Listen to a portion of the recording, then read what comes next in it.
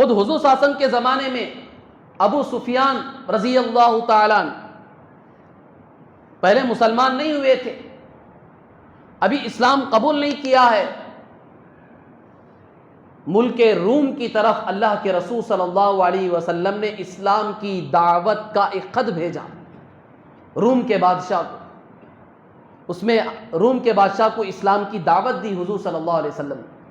روم کے بادشاہ نے پورا خط پڑھا کہ حضور صلی اللہ علیہ وسلم کی طرف سے یہ خط آیا ہے، جو اپنے آپ کو نبی کہتے ہیں، اللہ کا رسول کہتے ہیں، اسلام کی ایمان کی وہ دعوت دے رہے ہیں، دوزخ سے بچنے اور جنت میں جانے کی وہ بشارتیں اور خوشخبریاں سنا رہے ہیں، ڈرا رہے ہیں۔ جب پورا خط اس نے پڑھ لیا تو اس نے پوچھا کہ کوئی عرب کا آدمی یہاں موجود ہے؟ اگر کوئی موجود ہے تو اسے بلا کر لاؤ، میں اس کی تصدیق کرنا چاہتا ہوں، یہ جو خط آیا ہے وہ بالکل صحیح ہے یا غلط ہے۔ تلاش کیا تو اس وقت ابو سفیان رضی اللہ تعالیٰ عنہ جو ابھی مسلمان نہیں ہوئے، کافر ہیں، مسلمانوں کے کٹر دشمن ہیں، حضور صلی اللہ علیہ وسلم کے دشمن ہیں، وہ اس وقت تجارت بزنس کے ارادے سے ملک روم آئے تھے، وہ وہاں موجود تھے، لوگ ان کو پکڑ کر لے گئے کہ عرب کا آدمی، مکے کا آدمی یہاں موجود ہے، روم کے بادشاہ کے پاس لے کر گئے تو روم کے بادشاہ نے ان سے 3 سوالات کیے۔ اس نے کہا کہ تم محمد صلی اللہ علیہ وسلم کو جانتے ہو؟ ان کی حیثیت کیا ہے؟ وہ کس خاندان سے تعلق رکھتے ہیں؟ یہ پہلا سوال کیا بادشاہ نے۔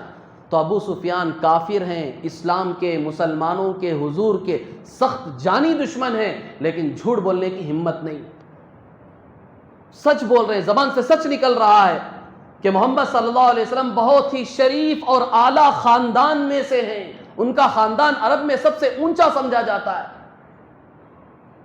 پھر اس نے دوسرا سوال کیا کہ ان کی اتباع کرنے والے، ان کا ساتھ دینے والے کون لوگ ہیں؟ ابو سفیان دشمن ہیں، جھوٹ بول سکتے تھے لیکن نہیں، ان کی زبان سے جھوٹ نہیں نکلا، انہوں نے کہا کہ ان کا ساتھ دینے والے اکثر لوگ کمزور ہیں اور غریب ہیں۔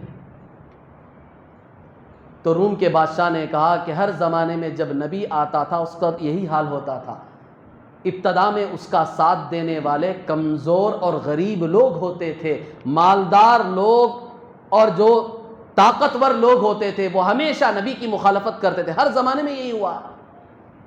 تو ابو سفیان نے بالکل سچ کہا کہ مکے میں ان کا ساتھ دینے والے کمزور لوگ اور غریب طبقے کے لوگ ہیں۔ تو بادشاہ نے کہا کہ بالکل ٹھیک۔ پھر اس نے تیسرا سوال کیا، کیا عربوں کی ان کے ساتھ جنگ ہوئی ہے؟ اگر ہوئی ہے تو یہ کیا کامیاب ہوتے ہیں یا ناکام ہوتے ہیں، ان کو شکست ہوتی ہے؟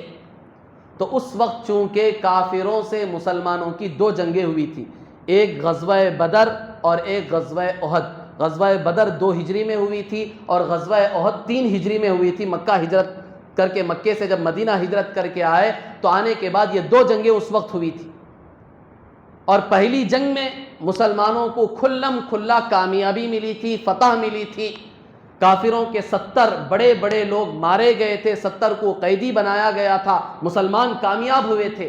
اور جو دوسری جنگ تھی غزوہ احد، اس میں تو مسلمانوں کو شروع میں کامیابی ملی تھی لیکن بعد میں آخر میں بظاہر شکست ہوئی تھی مسلمانوں کو۔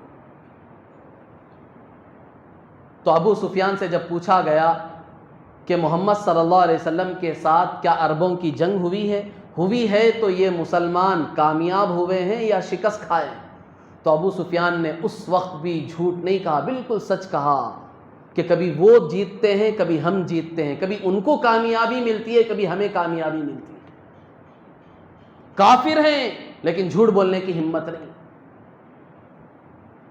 اسی لیے اسلام نے جھوٹ سے سخت طریقے سے منع کیا کہ جھوٹ سے اپنے آپ کو بچاؤ، جھوٹ کی تمہیں اجازت نہیں ہے۔ جھوٹ تو منافقوں کی عادت ہے، رگ و ریشے میں جھوٹ بھرا ہوا ہے۔